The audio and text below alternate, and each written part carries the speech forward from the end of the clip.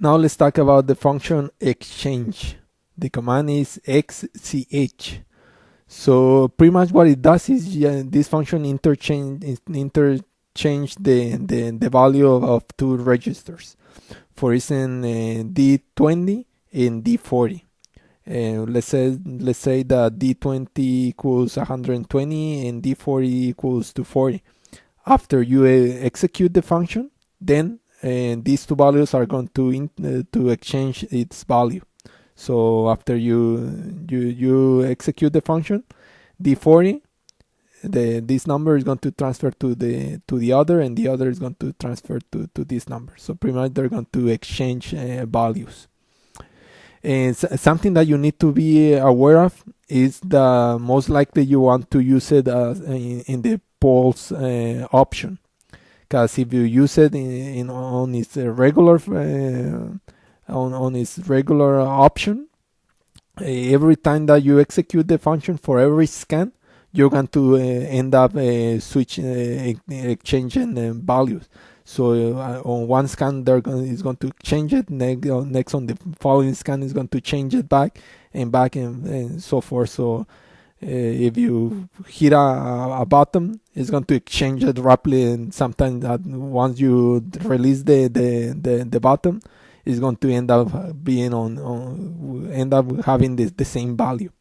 So it is preferred if you use it on its pulse option with the P at the end. That way you only execute it once.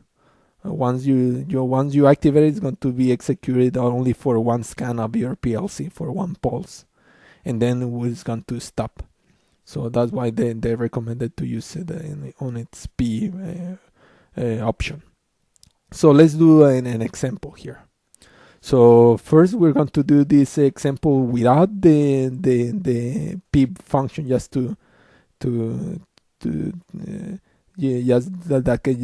that way you can be visually what I meant. So let's say load X20. So this is my button, and let's do the exchange XCH, and we're going to change whatever value is in D0 and D10.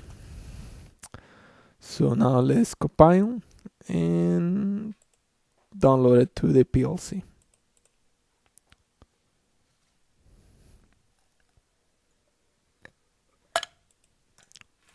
Okay, so go online, and we're going to change values. So for D0 we're going to set it up as 20, and for D10 we're going to set it up as 40.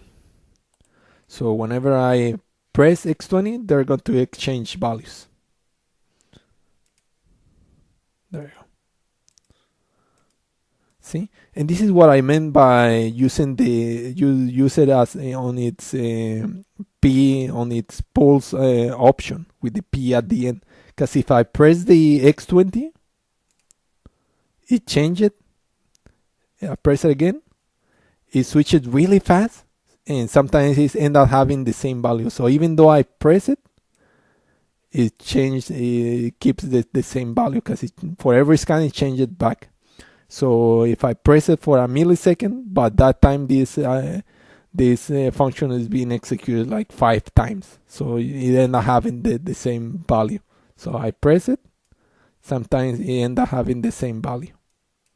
So let's for that, let's convert this to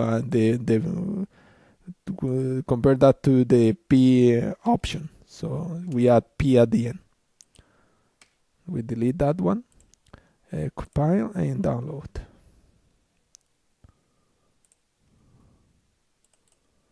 Transfer.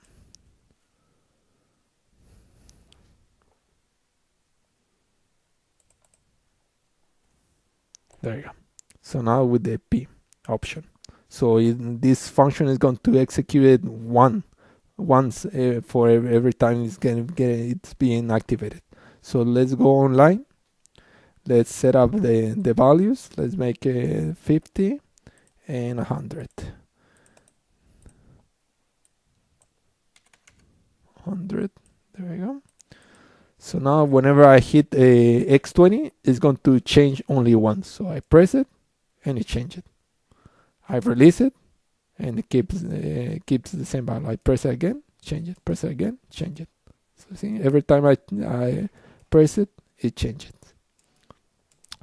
So if you want to move 16-bit numbers, then you use this function. If you want to move 32-bit numbers, then you add the D representing double word at the beginning of the instruction. That way you can move 32-bit numbers. Remember, if you're using 32-bit numbers, and if you assign D1, you assign D0, then the function is going to use D0 and D1 to make a 32-bit number, and the result is going to use D10 and D11 to use a 32-bit number in case that you're using the 32-bit function. So keep that in mind.